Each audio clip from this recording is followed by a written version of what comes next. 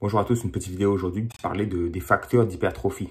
Donc, quand on veut prendre de la masse musculaire, quand on est intermédiaire ou avancé, c'est très difficile quand on est naturel parce que on arrive proche de notre limite nerveuse, notre limite aussi de potentiel d'hypertrophie.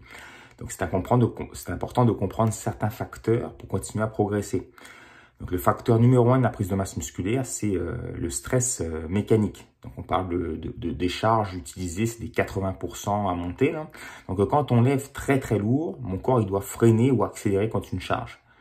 Donc là, il subit des dégâts, les fibres se déchirent, le corps, si on lui donne de la bouffe et du repos, il va surcompenser, c'est-à-dire qu'il va se réparer plus fort pour vous aider à affronter ces épreuves. Ça s'appelle la surcompensation. Et puis là, je prends de la masse musculaire. Donc, c'est la voie la plus simple, hein, enfin la plus facile, pas la plus simple. À chaque fois, je veux dire que c'est facile. Enfin, c'est simple, mais c'est pas facile de lever des gros poids parce que c'est risqué. Donc, plus je travaille avec des grosses charges, 80%, 85%, etc., 90%, plus le potentiel de blessure est très haut. Donc là, la moindre erreur est fatale. J'ai un échec postural, je peux me faire mal au dos, à l'épaule, au genou, à la hanche, bref. C'est assez haut comme le risque est très haut. Surtout si vous faites des mouvements olympiques, par exemple, l'arraché, l'épaule jetée, etc. Un gros potentiel de blessure. Puis, je ne peux pas avoir du gros volume non plus d'entraînement parce que mon corps subit un stress, mais global, et puis mon système nerveux aussi, qui est très fortement sollicité. Parce que je lève des grosses charges, donc il y a beaucoup de choses. Le corps doit coordonner beaucoup de muscles en même temps. Donc là, il subit un gros stress. Ça ne me permet pas de répéter les entraînements comme ça tout le temps. Surtout en vieillissant, là, on voit qu'il y a quelque chose qui ne va pas. Donc, les charges ne lèvent plus ou j'ai mal partout. Donc, pour ça, il y a des entraînements, il y a d'autres méthodes. Donc, on appelle ça le stress métabolique. Le stress métabolique, c'est plutôt d'emmener la fatigue musculaire plutôt que le dégât. C'est-à-dire que je vais essayer de fatiguer mon muscle ou d'emmener le sang dedans. Donc là, il y a d'autres mécanismes d'hypertrophie. Hein.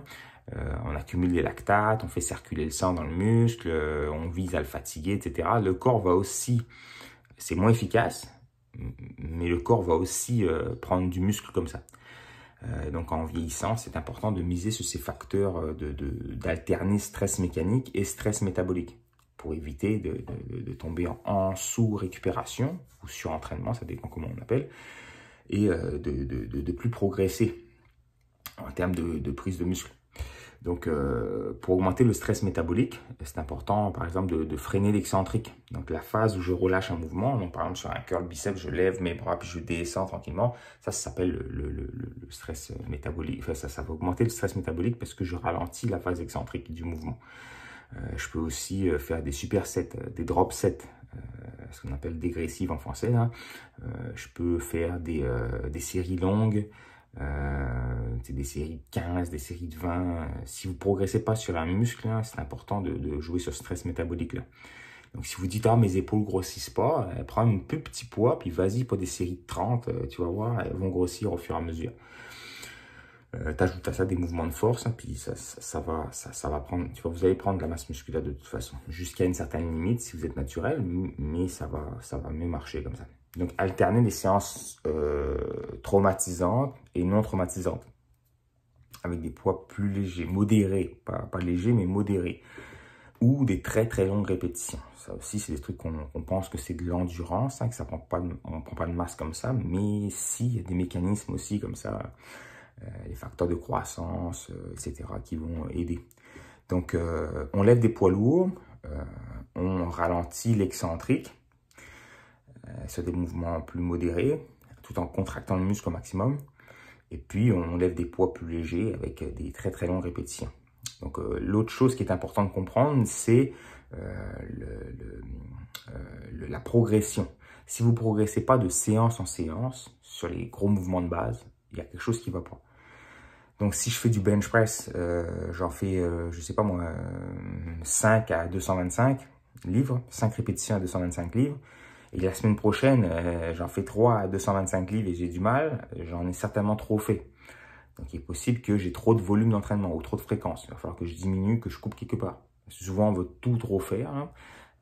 faut choisir 1 ou 2 objectifs, puis les garder, puis le reste, il faut que ça passe, sinon à la trappe, de côté en tout cas, sinon vous ne progressez plus.